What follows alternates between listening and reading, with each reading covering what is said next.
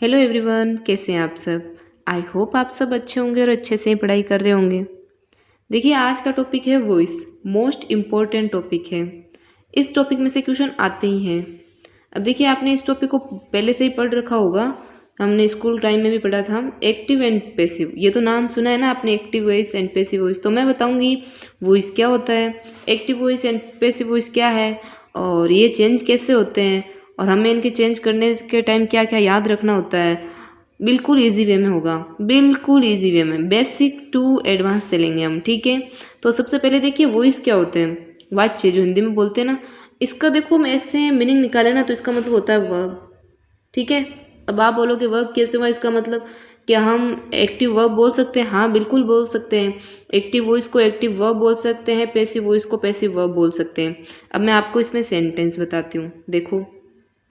He writes a letter, ये active voice है। ये एक्टिव वॉइस कैसे हुआ वो भी देखिए। ही सब्जेक्ट है, राइट्स वर्ब है, ए लेटर ऑब्जेक्ट है। जहाँ पर डूवर ही है ना, ये करता है, ये डूवर है ना करता, ये एक्टिव हो, जहाँ पर क्या हो, एक्टिव हो, ठीक है। जिसमें वर्ब एक्टिव हो, क्रिया, और डूवर एक्टिव हो, उसको बोलते हैं एक्टिव वॉइस। इसमें काम इसके द्वारा किया जा रहा है, ठीक है। देखिए डूवर है ना, इसमें एक्टिव है।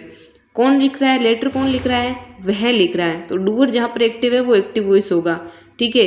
डूवर जहाँ पर रिसीवर है, ठीक है ना, जहाँ पर वो काम झेल रहा है, कर नहीं रहा है, झेल रहा है, तो उसको क्या बोलते हैं हम, पैसिव वॉइस बोलते हैं। देखिए कैसे, यहाँ पे सब्जेक्ट क्या है, a letter is written by him.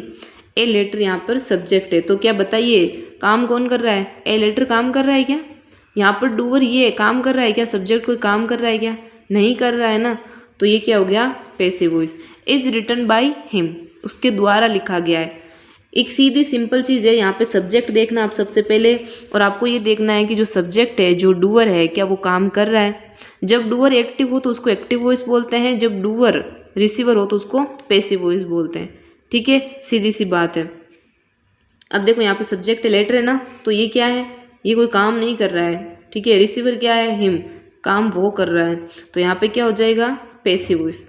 अब देखो इसमें एक सिंपल सी आपको और एक चीज़ बता देती हूँ। हमेशा वॉइस कहाँ पे चेंज होता है और कहाँ पे बनता है।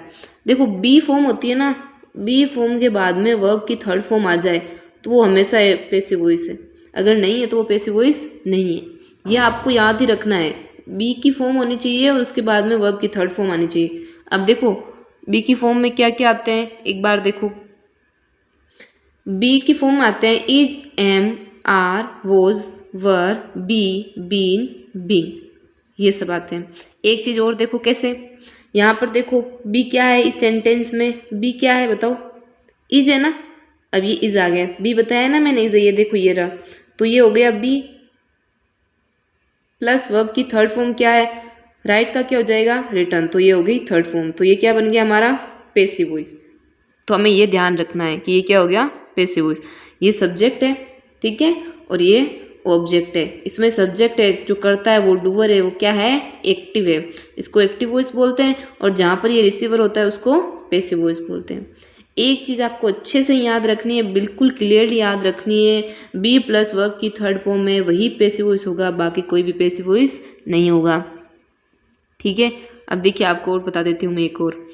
नीचे देखो यहाँ पे एक्टिव वॉइस है ना, वो उसमें क्या आता है, एक्टिव वॉइस में आएगा पहले सब्जेक्ट, उसके बाद में वर्ब, और उसके बाद में ऑब्जेक्ट। वहीं पे पैसिव वॉइस में क्या आता है, देखो यहाँ पे ऐसे तो मैं सब्जेक्ट ही लिखना चाहिए था मुझे, लेकिन मैंने आपको समझाने के लिए इजी में लिख दिया। देखो कैसे, ये ऑब्जेक्ट है ना, इसको आके लेके आ जाएंगे, ये इसका क्या बन जाएगा, पैसिव वॉइस का सब्जेक्ट। और ये जो सब्जेक्ट है ना, इसको इधर ले जाएंगे लास्ट में, ये क्या बन जाएगा, ऑब्जेक्ट, ये इसका ऑब्जेक्ट हो जाएगा ना इसमें, तो ठीक है। अब जो वर्ब है ना, जो इसमें वर्ब है, इस वर्ब को क्या चेंज करना है, बी की थर्ड फॉर्म बनानी है, बी प्लस थर्ड फॉर्म होगी। तो सीधी सी बात है, इधर जो सब्जेक्ट है इधर क्या बन जाएगा, वो ऑब्जेक्ट ना, इधर क्या बन जाएगा, सब्जेक्ट, इधर वाला ऑब्जेक्ट क्या बन जाएगा, सब्जेक्ट, ये सब्जेक्ट ऑब्जेक्ट, तो ये दोनों तो इसमें चेंज हो जाएगी, इधर इधर, इधर वाला सब्जेक्ट क्या बन रहा है, यहाँ पर ऑब्जेक्ट बन रहा है, और यहाँ वाला ऑब्जेक्ट क्या बन रहा है, इधर आके सब्जेक्ट बन रहा है। ये सेंटेंस करके बताऊंगी अभी मैं आपको। देखिए यहाँ पे देख लो ना आप, ही क्या है, यहाँ पे सब्जेक्ट है ना, यहाँ पर क्या बन गया, हम इसका ऑब्जेक्ट बन गया।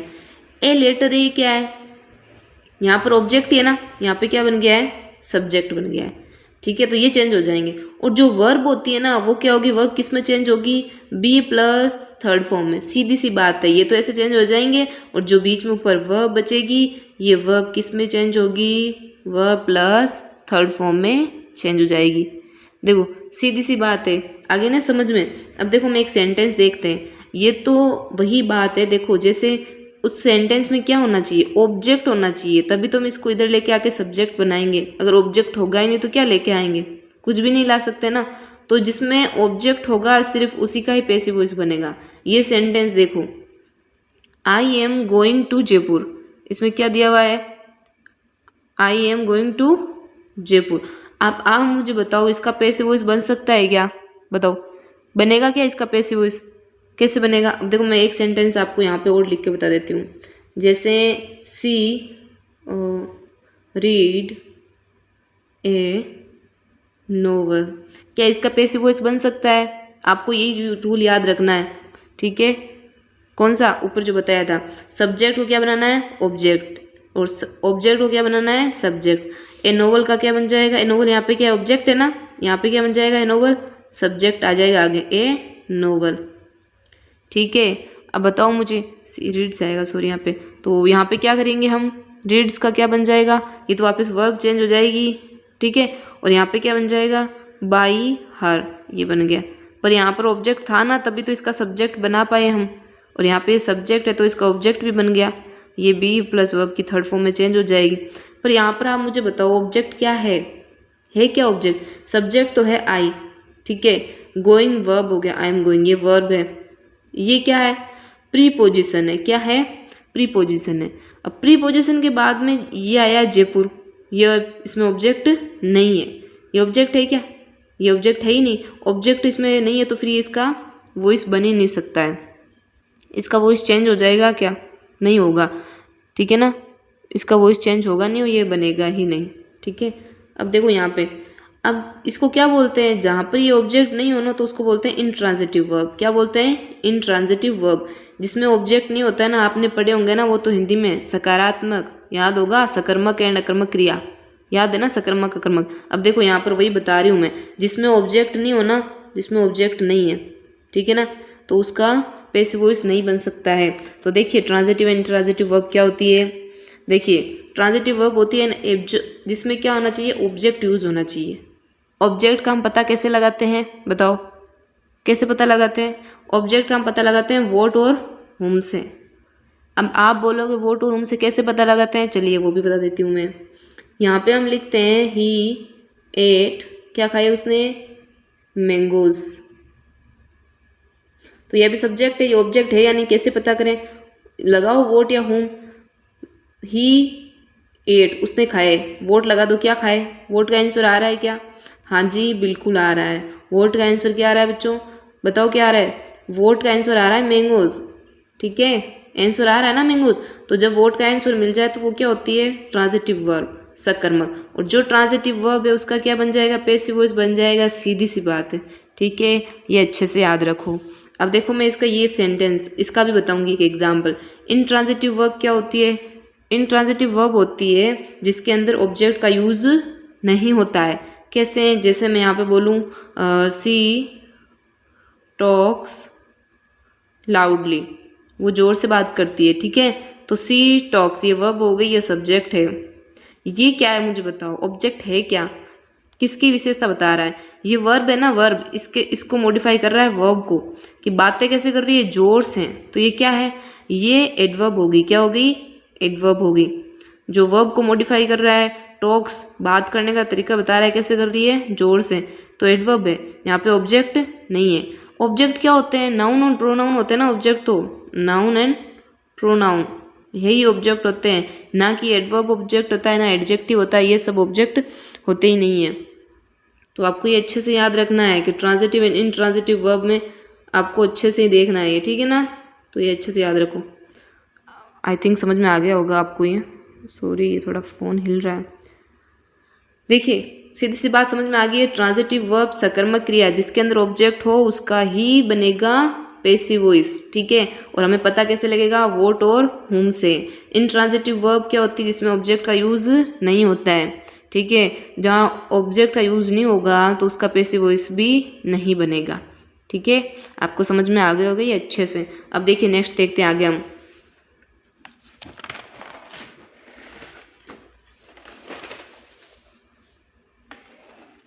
देखो यहाँ पर भी मैंने एक एग्जाम्पल लिखा है, 2 एग्जाम्पल लिखे हुए हैं। देखो ही रन्स फास्ट, आप मुझे बताओ क्या इसमें ऑब्जेक्ट है या नहीं है, बताओ ऑब्जेक्ट होगा या नहीं होगा। ही क्या है, सब्जेक्ट, रन क्या है, रन्स क्या है, वर्ब है। अब देखो वर्ब की विशेषता बता रहा है, वो कैसे दौड़ रहा है, फास्ट दौड़ रहा है। यहाँ पे वोट का आंसर आ रहा है कि वो क्या दौड़ रहा है, वोट का आंसर आ रहा है हुम, कौन दौड़ रहा है। आया क्या आंसर, नहीं ना। तो जहाँ पर वोट और हुम का आंसर नहीं आ रहा है, सीधी सी बात है ना, तो इसका बनेगा क्या, पैसिव वॉइस। इसका पैसिव वॉइस नहीं बन सकता है, क्यों, इसमें क्या है, नहीं है, ऑब्जेक्ट नहीं है, ये इंट्रांजिटिव है, ठीक है। सी कुक फूड, सब्जेक्ट वर्ब ये ऑब्जेक्ट, कैसे, उसने क्या पकाया, खाना। वोट, वोट का आंसर आ रहा है ना, क्या पकाया उसने, खाना। यहाँ पर देखो वो क्या दौड़ा, आंसर आ रहा है क्या, क्या दौड़ा, दौड़ा क्या दौड़ा, तेज दौड़ा है, इसकी विशेषता बता रहा है ये तो ये नहीं होगा। इसमें फूड क्या है, ऑब्जेक्ट है, तो ये चेंज हो जाएगा, तो इसका पैसिव वॉइस बन सकता है, ठीक है। इसका पैसिव वॉइस आराम से बन जाएगा, ठीक है। तो ये आपको याद ही रखना है। अब देखो सब्जेक्ट एंड ऑब्जेक्ट, ये सब्जेक्ट है ना ऑब्जेक्ट में चेंज हो रहा है, तो आपको ये याद होना चाहिए। आई सब्जेक्ट है, इसका ऑब्जेक्ट क्या होता है, मी। आई का क्या हो जाता है, मी। वी का अस। यू का क्या होगा, यू ही होगा। ही का क्या होता है, हिम। सी का हर। इट का इट। और दे का क्या हो जाएगा, देव। देखो ये आपको अच्छे से याद होना चाहिए, ये सारे सब्जेक्ट है। अगर ये एक्टिव वॉइस में आए हैं तो पैसिव वॉइस में चेंज करने के लिए हमें सब्जेक्ट का ऑब्जेक्ट बनाना पड़ेगा, और उस टाइम हमें ये याद होना ही चाहिए कि ये सब्जेक्ट है और इनके ये ऑब्जेक्ट होते हैं, ठीक है। अब देखो मैं आपसे एक क्वेश्चन पूछती हूँ, आप मुझे बताना देखिए किसका क्या बनेगा। यहाँ पे एक सेंटेंस दिया हो, सी इज़ ए ब्यूटीफुल, ठीक है ना, ब्यूटीफुल। मैं हल्के हाथ से पेन चला रही हूँ क्योंकि यहाँ पे मेरा फ़ोन हिल जाएगा नहीं तो बताओ आप मुझे यहाँ पे क्या होगा, इसका पैसिव वॉइस बन सकता है या नहीं, ये बताओ मुझे। यहाँ पे ये क्या है, सब्जेक्ट है। अब बताओ यहाँ पे इज़ क्या है, यहाँ पे इज़ मेन वर्ब आ गई है, मेन वर्ब बन गई है, ठीक है। और ये क्या है मुझे बताओ, ये क्या है, ये एडजेक्टिव है ना, इसकी विशेषता बता रहा है कि सुंदर, तो ऑब्जेक्ट है ही नहीं इसमें, तो इसका भी पैसिव वॉइस नहीं बन सकता है। अब देखो rule for changing active voice into passive voice. Active voice को पैसिव वॉइस में चेंज करने के कुछ रूल होते हैं, आपके यही आएंगे एग्जाम के अंदर, ऐसे क्वेश्चन आते हैं कि एक्टिव वॉइस को पैसिव वॉइस में चेंज करो। और देखो थोड़ा सा ध्यान दोगे ना आप तो बिल्कुल ही ईजी है, इसमें कुछ भी हार्ड नहीं है, आपको बस ये देखना है किसको किस में चेंज कर रहे हैं हम। और देखो एक अच्छी बात यह है कि इसमें कोई टेंस चेंज नहीं होगा, ठीक है। मैं आपको उसमें बता रही हूँ क्या बनेगा, मैंने पहले भी बताया, बी प्लस वर्ब की थर्ड फॉर्म बनेगी, बिल्कुल इजी है। पूरे टेंस हमने पढ़े थे लास्ट में, 12 पढ़े थे ना, उसमें से इसमें 8 ही बनेंगे, 4 की छुट्टी है, 4 9 चेंज होंगे, वो भी बता दूंगी आपको कौन से चेंज नहीं होंगे। एक बार अच्छे से देखो, देखो वी प्लस फर्स्ट फॉर्म ई और ई एस, कैसे, डू डज। देखो मैंने पहले भी बताया आपको 3 ही हेल्पिंग वर्ब है जो मेन वर्ब में जुड़ती है, कौन सी, डू, डज और डिड, ठीक है। तो इसीलिए मैंने साइड में ई और ई एस लिखा है, ठीक है। तो डूडज के डूडज आ गया इधर, ऐसे ई एस वर्ब की फर्स्ट फॉर्म आ गई है, तो किस में चेंज होगा, इज एम आर में होगा। देखो इज आर एम को मैंने सीधी सी बात, ये क्या बोलते हैं, इसको बी बोलते हैं ना, तो बी प्लस वर्ब की थर्ड फॉर्म में चेंज होगा।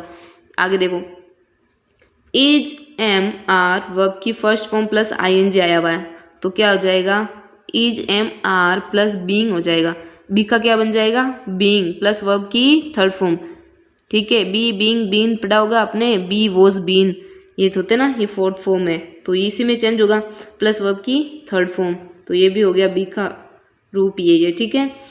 हेज एव प्लस वर्ब की थर्ड फॉर्म सॉरी, हेज एव प्लस वर्ब की थर्ड फॉर्म आया हुआ इधर देखो, तो इधर भी क्या होगा, बी प्लस वर्ब की थर्ड फॉर्म हो जाएगा, हेज एव में क्या जुड़ जाएगा, बीन प्लस वर्ब की थर्ड फॉर्म। टेंस चेंज नहीं हो रहा है यहाँ पे, देखो हेज एव है तो इधर भी हेज एव ही आ रहा है, प्रेजेंट ही है, कहीं भी हम पास्ट में नहीं जा रहे हैं, ठीक है।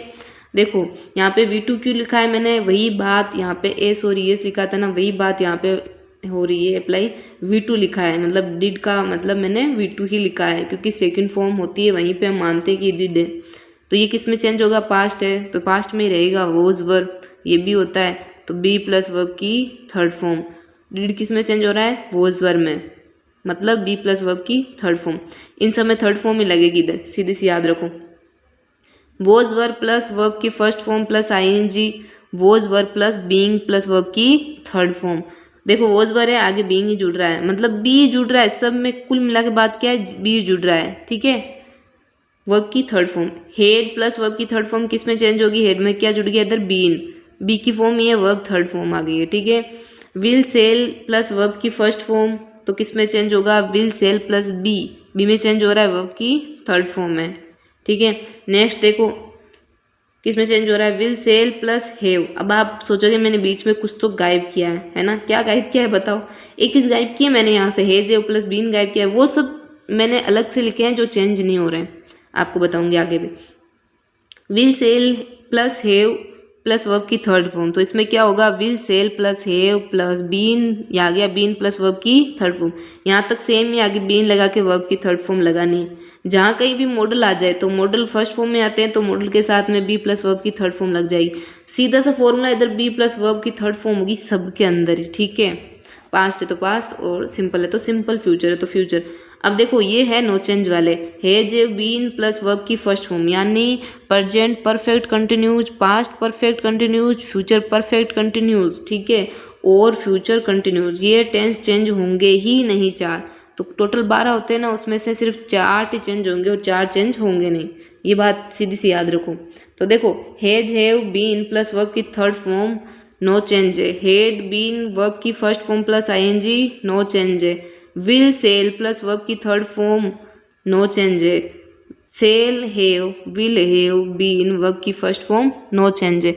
ये चेंज होंगी नहीं, इन 12 में से आपको 8 चेंज करनी है, बाकी 4 चेंज होगी ही नहीं, ठीक है। ये सीधी सी बात है। देखो यहाँ से अच्छे से याद रखना आप, इधर बी प्लस वर्ब की थर्ड फॉर्म आएगी सब में, यहाँ पे डूडे जे तो इजारे में आ जाएगा, इजारे में तो उसमें बीइंग जुड़ जाएगा, हैव आया तो बीइंग जोड़ना है आपको, ठीक है। डिड है तो वापस अगला देखो क्या आ जाएगा, वॉज वर आ जाएगा, वॉज वर है तो इसमें बीइंग जुड़ जाएगा, हेड है तो उसमें बीन जुड़ जाएगा, विल सेल में बी जुड़ जाएगा, और सेल हैव है तो बीन जुड़ जाएगा। बस मॉडल आ जाए तो वहाँ पे बी प्लस वर्ब की थर्ड फॉर्म ही करनी है, बाकी चारों टेंस नो चेंज रहेंगे, ठीक है। नेक्स्ट वीडियो में हम इसके एग्जाम्पल करेंगे, इसको सॉल्व करेंगे, इसके क्वेश्चन और आगे सभी टेंसेज की इसमें एक्सरसाइज भी करेंगे हम लोग। आई होप आपको समझ में आया होगा, और समझ में आया तो प्लीज़ सब्सक्राइब एंड शेयर जरूर करें। Thank you.